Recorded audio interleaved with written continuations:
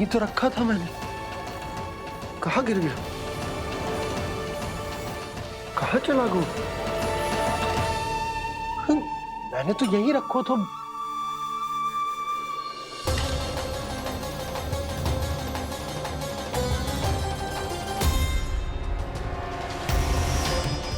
कान्हा, तू यहाँ क्या कर रहा है?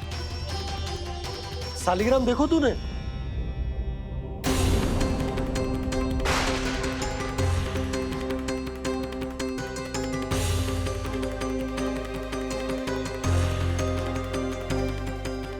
तेरे मुंह में क्या है?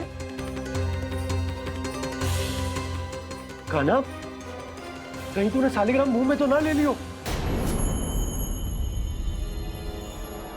हे नारायण, क्षमा करना, अबोध बालक। जी क्या करो कान्हा तूने? कब बाहर निकाल सालिग्राम। लल्ला, जी अनुचित है।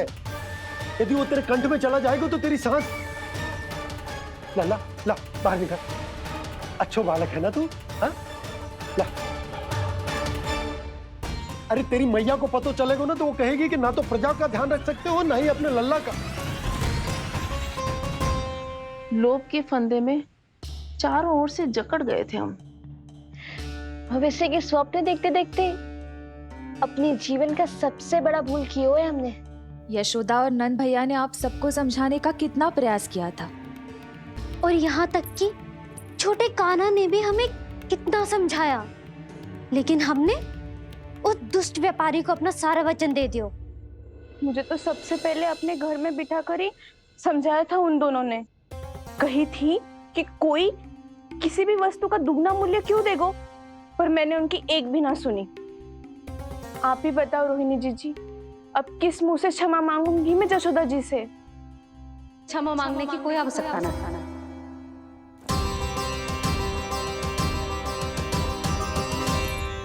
महत्वपूर्ण बात तो ये है कि तुम सबको अपनी भूल का आभास होगा और उसका पछतावा भी।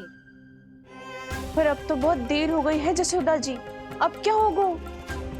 जिस सुनहरे भविष्य के लिए हमने उस कपटी व्यापारी के सामने अपने नारायण के नाम का वचन दिया था, उसने वही भविष्य लेके राजा कंस के पांव के नीचे रख दिया है। संतुष्ट सुखी जीवन जी रहे थे हम। बछड़ों को उनके भाग का दूध मिलता था। हमारे बच्चे जितना चाहे दूध दही माखन खाते थे। अब उनके मुंह का निवाला छीनकर उस दुष्ट कंस को देना पड़ेगा चिच्ची। ना, नारायण की कृपा से तेरी जसोदा जिज्जी के पास गैयों की कमी ना है। मैं अपने घर का सारा गोधन पूरे गांव के साथ बांटूंगी। किसी भी बालक के मुंह से निवाला ना छिने को। नारायण की कृपा से गोकुल का एक भी प्राणी वंचित ना रहेगा। हाँ नहीं तो देख कान्हा, बाबा का कहना मान ले। कान्हा, तुझे नारायण की सौगंध है, वो सालिग्राम मुझे दे दे।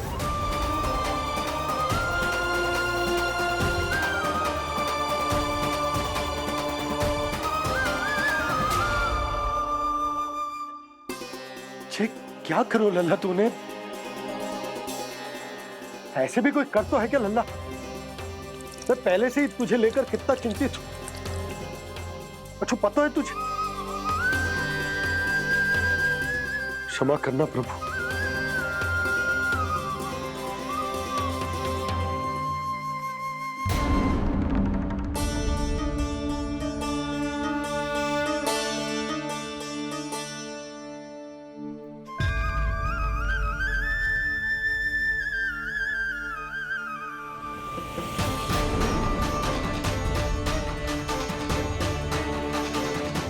ये क्या कर रहे हो लल्ला? नारायण की मूर्ति कहाँ गई?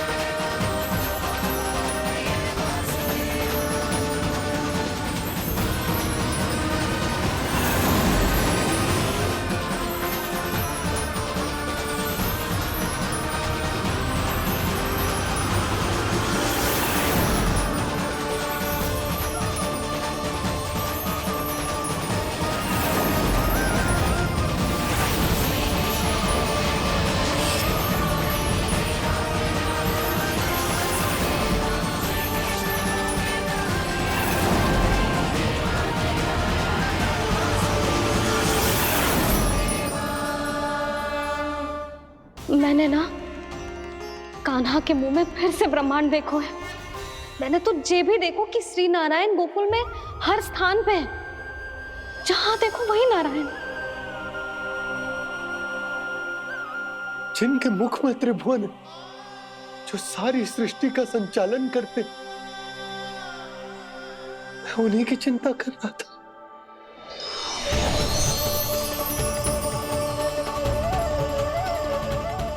प्रभु, प्रभु, बाहर भी आप हैं और भीतर भी। मुझे क्षमा कर दो प्रभु, क्षमा कर दो। इस सांसारिक माया में आकर मैं भूल गया था जिनके पास सारी समस्याओं का समाधान है, जो किसी भी संकट को क्षण भर में समाप्त कर सकते, वो तो मेरे सामने ही है।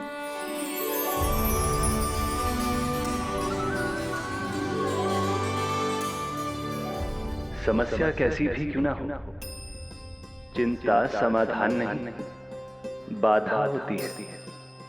इसलिए चिंता मत कीजिए बाबा। मैं तो सदैव ही कहता हूं, मनुष्य को कठिन से कठिन परिस्थिति में भी चिंता से दूर ही रहना चाहिए। यदि व्यक्ति अपना सारा ध्यान अपने कर्मों को पूरा करने पर लगाए, तो वो बड़े से बड़े संकट का सामना भी सहज ही कर सकता है। और वैसे भी मेरी पूजा वही करते हैं जिन्हें मेरे अस्तित्व पर विश्वास है। इसीलिए उन्हें भी ये विश्वास अवश्य रखना चाहिए कि मैं अपने भक्तों का साथ अवश्य देता हूं, सदैव, हर परिस्थिति में।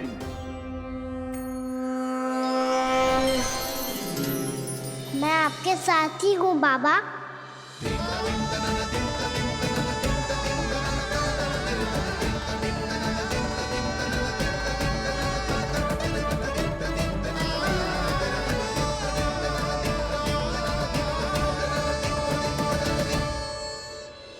जीवन भर उसके साथ व्यापार करने को वचन दियो है, उसका क्या यशोदा? और उस दुष्ट कंस और उसके व्यापारी ने जो समस्या उत्पन्न की, उसका क्या? समस्या है तो समाधान भी हो गई। मैंने तो कही थी ना मौसी, जो हमारे समझ में ना आए उस समाधान का दायित्व भगवान नारायण पर छोड़ देना चाहिए।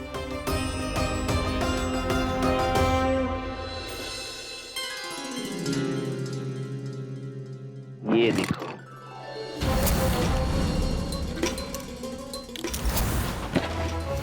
ये आभूषण, मोती, ये स्वर्ण उपहार में देने का सामर्थ्य किसके पास होगा?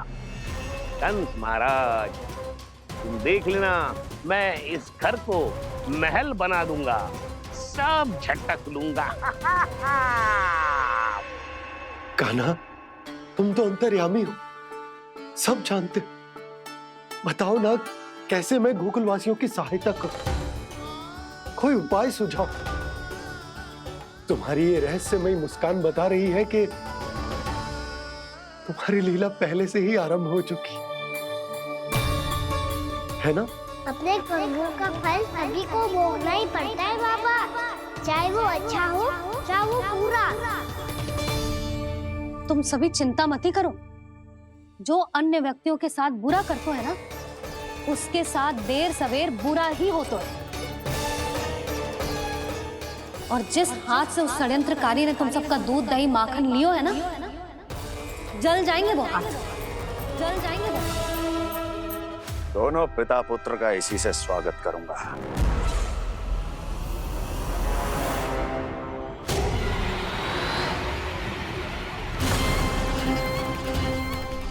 अचानक गदा में ताप कैसा?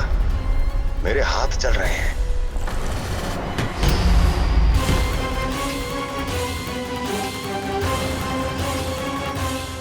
और वो व्यापारी जो तुम सबके शांत जीवन में भूचाल बन के आओ है, स्वयं शांति से थोड़े ना बैठ पाएगा। अरे उसके जीवन में उस षड्यंत्र से बहुत अधिक भयंकर भूचाल आएगा।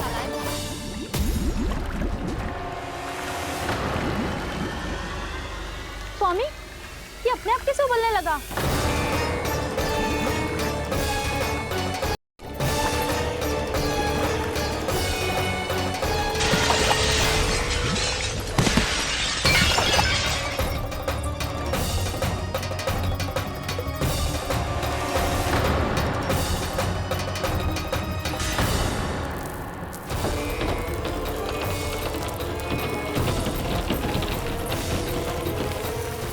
स्वामी, आप इस घर को महल बनाने का स्वप्न देख रहे थे, लेकिन ये खंडर बन गया। आप जिसके साथ मैत्री का संबंध स्थापित करके आए, वो कोई महान सम्राट नहीं, दुष्ट है। दुष्ट? उस व्यापारी ने दुष्ट कंस के साथ मिलकर भोले भाले गांव वालों का भोजन छीनो है ना। देखना उन दोनों के भोजन में कीड़े पड़ेंगे।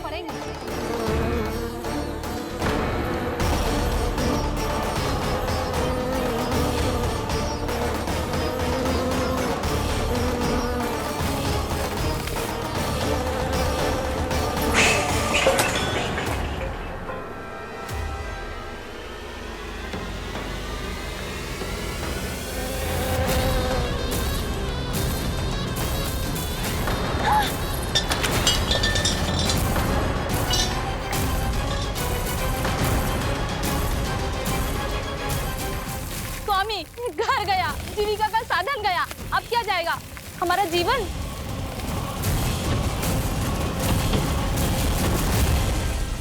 महाराज कंस का उपहार, आभूषण वाला संदूक। उन दोनों ने मिलकर तुम सबका दूध, दही, माखन, सच्चा धन छीनने का प्रयास करो है ना। अब देखना उन दोनों का धन, उनके आभूषण सब लोहे के बन जाएंगे, कंकड़ पत्थर हो जाएंगे सब, कंकड़ पत्थर हो जाएंगे सब। ऐसा ही होगा मैया।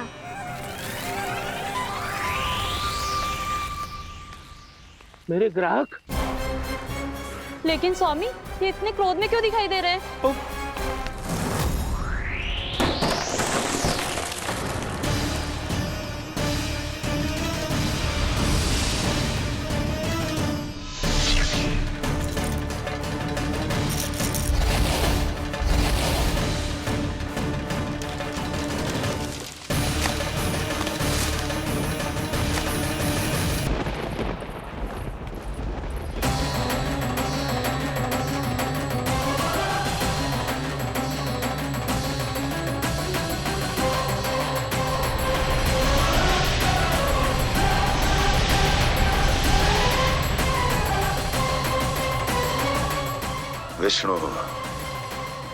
विष्णु ने किया है ये सब। कंस ने जो किया है उसका दंड वो अवश्य भोगेगा, उसका दंड वो अवश्य भोगेगा, दंड वो अवश्य भोगेगा। किसने कहा ये? किसने कहा ये? किसने कहा? मैंने पूछा किसने कहा ये? तुम जिसे ढूंढ रहे हो वो मैं हूँ, विष्णु अवतार। क्या चाहता है तू? तुम्हारे युद्ध मुझसे था कंस, और मेरे भोले भाले भक्तों को अपने जाल में फंसाकर तुमने सारी सीमाएं पार कर दी। अब जब तक तुम गोकुल के ग्वालों को अनुचित व्यापार के अत्याचार से मुक्त नहीं कर देते, तुम्हारा और अन्य सभी षड्यंत्रकारियों का सामर्थ्य, वैभव, बल सब कुछ नष्ट होता चले जाएगा, और तब तक अपने पूर्व रूप में वापस नहीं आएगा जब तक तुम उन निर्दोषों को जीवन यापन का अधिकार लौटा नहीं देते।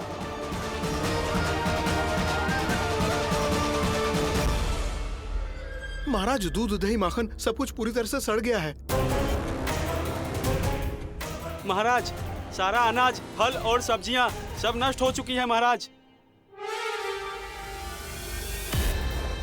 महाराज, महल का सारा पेयजल दूषित हो चुका है। छल है ये। वो विष्णु अवतार हमें अपने माया जाल में फंसा रहा है। ऐसी सड़ी हुई मिठाइयां मैंने आज तक नहीं खाई हैं। खोए की नहीं, पत्थर की बनी है ये, उससे भी कड़ी है तुम्हारी ये मिठाइयां। आज के बाद कभी मिठाई नहीं लेंगे। जो बुरे कर्म करते हैं उनके साथ बुराई होता है और अच्छे कर्म करने वाले को अच्छाई मिलती है। आप अपना कर्म कीजिए बाबा, आपकी चिंता अपने आप दूर हो जाएगी। और हाँ बाबा, शीघ्र ही आपको एक बड़ा डिनर लेना होगा। स्मरण रखिएगा, जो होता है वो अच्छे के लिए होता है।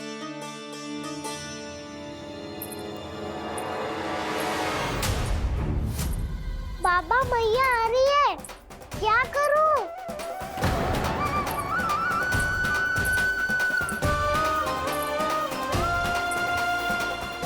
कछु सुझाव दो ना बाबा, जिससे मैया मुझे ऐसे नहीं देख पाए।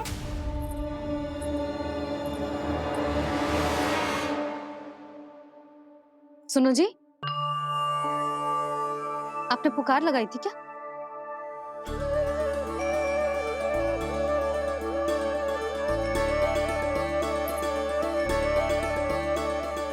तुम मुस्कुरा क्यों रहो है?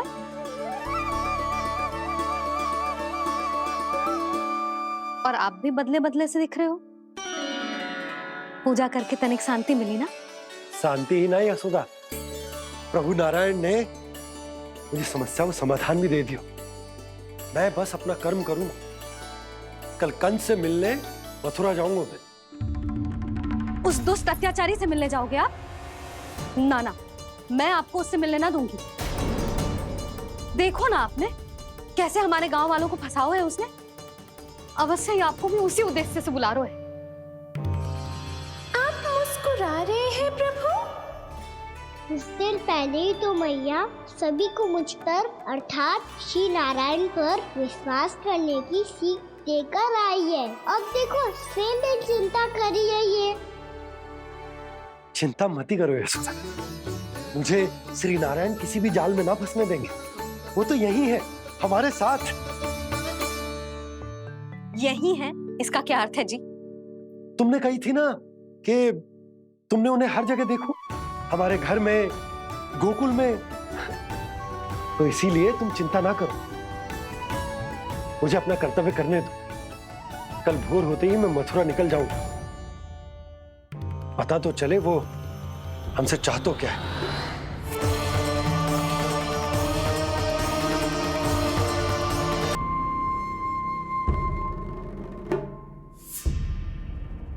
हम ऐसे भूखे प्यासे कब तक रह पाएंगे? कंठ सूख रहा है, जठर अग्नि मेरे उदर को जला रही है। अन्न और जल के बिना यदि एक भी दिन और रहना पड़ गया तो मेरे तो प्राण ही निकल जाएंगे। महाराज कंस जिस विचारधारा पे विश्वास रखते थे उसे ही भूल गए हैं। वो ये भूल गए हैं कि युद्ध करने के लिए और उसे पराजित करके स्वयं विजयी होने के लिए स्वयं जीवित रहना आवश्यक होता है।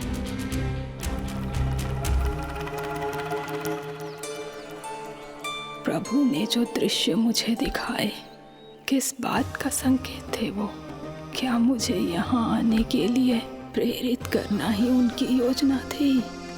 बहुत सोच विचार के भी ना समझ में आ रहा है। कंस ने, उस व्यापारी ने हमारे साथ जो षड्यंत्र रचो है ना, वो आते कैसे बचेंगे? पर घर में सब स्त्रियां चिंतित हैं।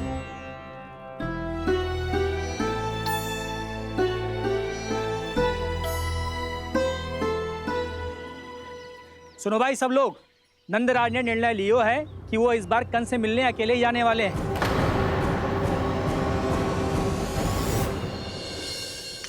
पहले ही वो गांव वालों से सारा दूध दही माखन हड़प चुका है।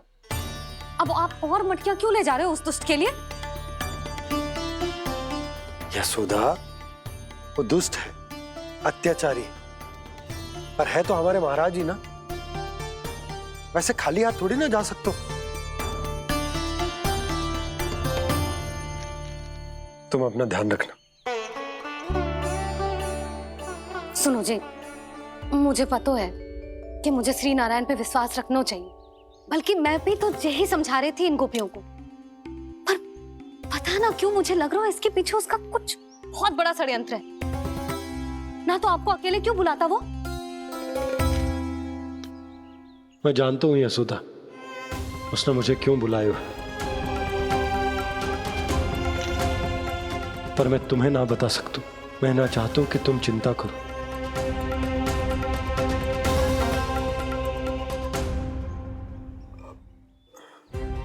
राजा होने के नाते यदि मेरे कुछ करने से मेरी प्रजा का हित होता है तो मुझे वो करना पड़ेगा यशोदा, फिर चाहे वो मुझे कितना ही अप्रिय क्यों ना लगे। हे नारायण, मेरी दुविधा दूर करो। कुछ ऐसा करो कि इन्हें जाना ही ना पड़े उस दुष्ट के सामने।